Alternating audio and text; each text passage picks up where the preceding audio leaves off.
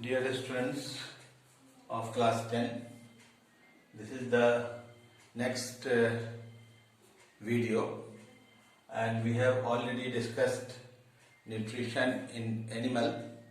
Today we will start discussion on nutrition in plant. You all are aware that plants are autotroph and they make their food by the process of photosynthesis. You are aware that the photosynthesis is an anabolic process. By anabolic we mean that the process in which something is synthesized within the living being. Photosynthesis is an anabolic process during which plant takes two inorganic component from its surrounding. The first inorganic component is carbon dioxide and the next inorganic component is water. Carbon dioxide is taken from the atmosphere. You are aware that plant has minute pores in leaves and that pores are called stomata, and by gaseous extent, that is by the process of diffusion, the carbon dioxide from the atmosphere enters into plant, and so far this water is concerned, the water is absorbed by plant with the help of their root from the soil. So far the aquatic plants are concerned, the aquatic plant takes carbon dioxide which is dissolved in water, and water is already present in surrounding of the aquatic plants. These two components, these two inorganic components, that is carbon dioxide and water, react with each other. It is a very complex reaction that involves so many steps. We will discuss about those steps, and these two react with each other in presence of sunlight and chlorophyll. This complex reaction takes place within the most important cell organelle, that is chloroplast, and within chloroplast these two components react with each other in presence of sunlight. Sunlight helps in providing energy required for this process. The chlorophyll pigment has capability of absorbing energy from the sunlight, and this chlorophyll pigment helps in absorbing energy. These two react with each other, and there is formation of glucose, oxygen and water. This water which is formed here is actually formed by the rearrangement of molecules. It is not the same. So the most appropriate equation of photosynthesis is C6CO2 plus 12H2O C6H12O6, that is glucose, 6O2 oxygen and water. The water formed here is not the same which is present on the reactant side of the equation. This one is formed by rearrangement of the molecules which is already shown to you with the help of these sketches. You are observing that the oxygen which is present in water molecule here is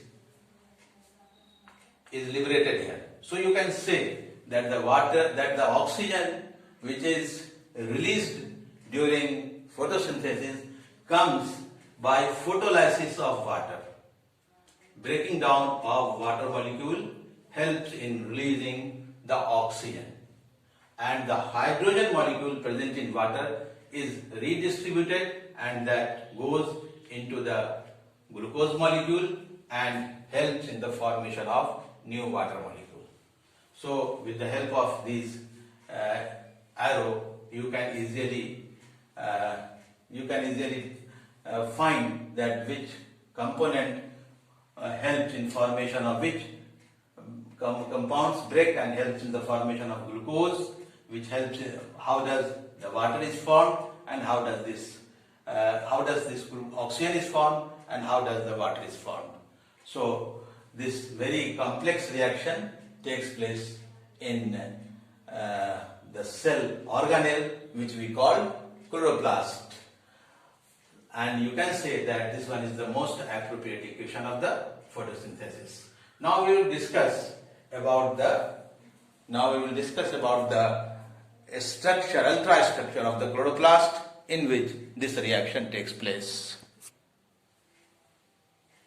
As you know that photosynthesis takes place within this complex structure, within this cell organelle, and this cell organelle is called chloroplast. Let us discuss the details about this cell organelle. This is a double membrane bounded structure. There is outer membrane and this one is the inner membrane. The space within the inner membrane is called a stroma, and within a stroma there is membranous structure.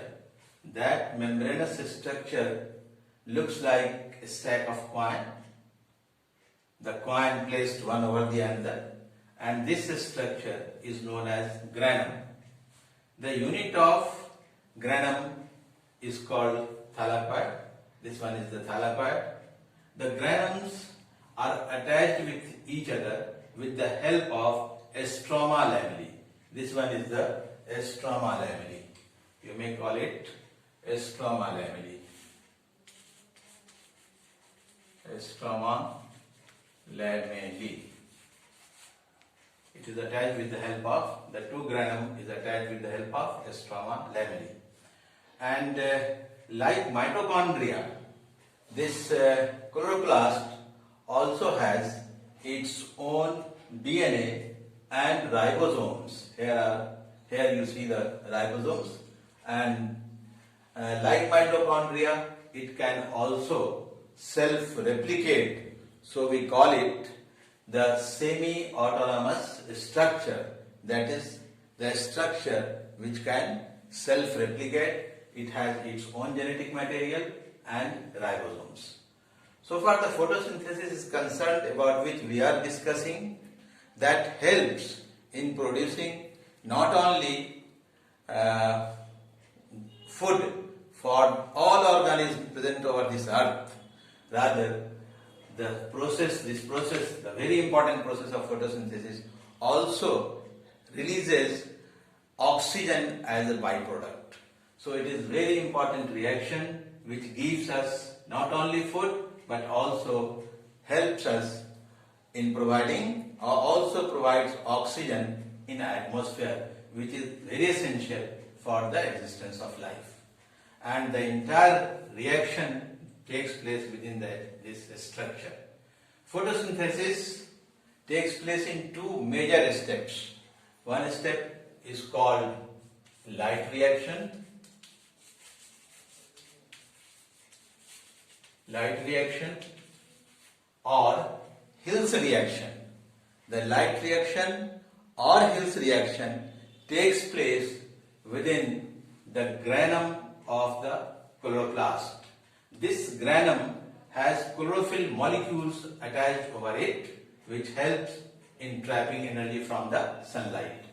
Light reaction or the Hill's reaction takes place within the granum, and the dark reaction, the next phase of the photosynthesis, is dark reaction.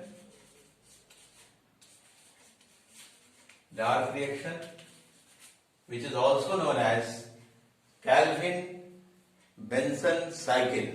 This dark reaction takes place in a stroma of the chloroplast. This takes place in a stroma of the chloroplast. We will discuss the details of the light reaction and the dark reaction in our next video.